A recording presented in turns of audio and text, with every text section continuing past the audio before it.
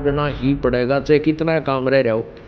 आज जो स्थिति आपकी है, यदि आप इसको अभी से सेट करके चलोगे कि परमात्मा आपकी इच्छा कभी ले चलियो, यदि आपने मोक्ष उद्देश्य रखना है, उसमें फिर अग्रम अग्रम नहीं रखनी कि यूँ काम रह गया, ऐसा नहीं हुआ, भगवान इतना और हो जाता फिर काम बने, नहीं।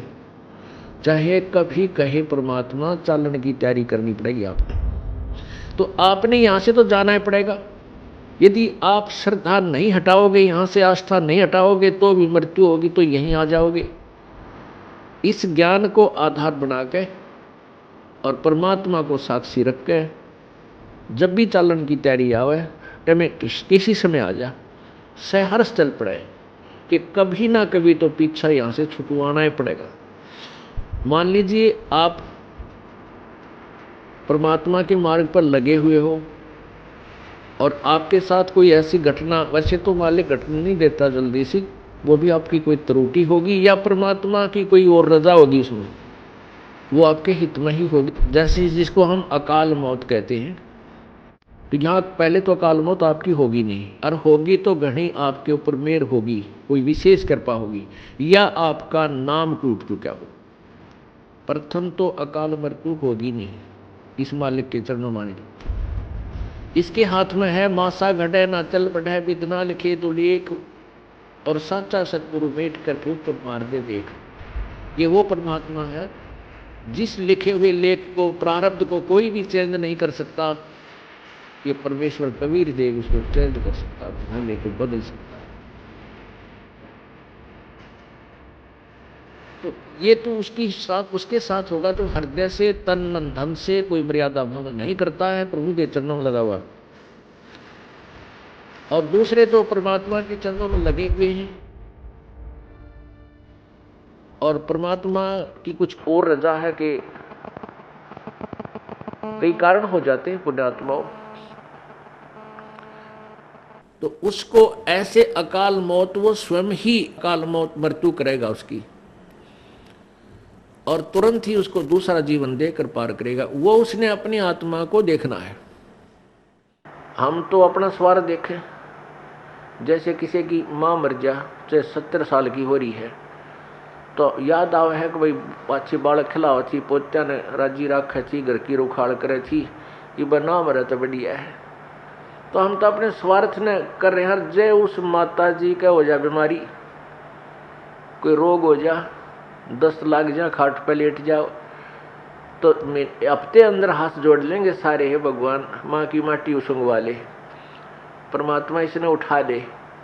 तो कहने का भाव ये है कि यदि परमात्मा किसी भी समय पर अपने सच्चे भक्त लगा हुआ ठीक है और उसको ऐसी कोई घटना करता है, ऐसी कोई घटना होती है अकाल मृत्यु की, 2 कारण से होगी।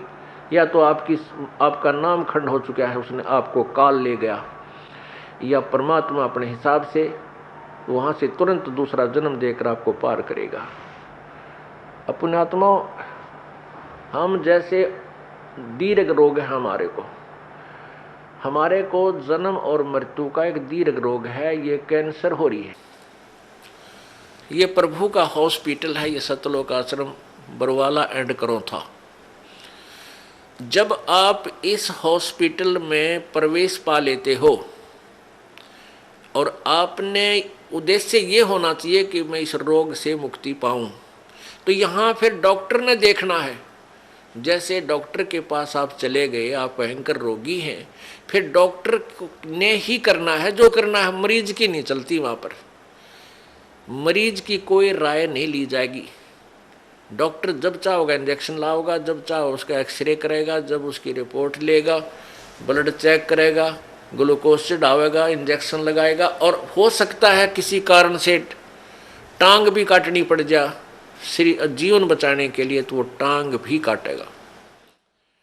तो वहाँ मरीज अपनी नहीं चलाता है, वो करबद्ध रहता है और डॉक्टर को समर्पण कर देता है कि जो आपको ठीक लगे वही करना। तो यहाँ आने के बाद आपने अपना अगर जन्म मरण का रोग कटवाना है तो परमात्मा डॉक्टर हैं, कबीर भगवान हमारे। इस दास को आपका कंपाउंडर छोड़ रखा है, तो आपको जैसा भी यहाँ हो रहा है उसमें कोई, देखो एक तो आपको गड़बड़ होगी, नाम खंड हो जानते हैं, आपका नाम टूट जाएगा, परमात्मा से आपका कनेक्शन खत्म हो गया। और दूसरा होगा मालिक करेगा, तो उसमें फिर अगरम मगरम नहीं होनी चाहिए, ऐसा क्यों हो गया, ऐसा नहीं होना चाहिए था। तो एक तो सावधानी आपने रखना कि आपका नाम खंड ना हो, मर्यादा भंग नहीं होनी चाहिए।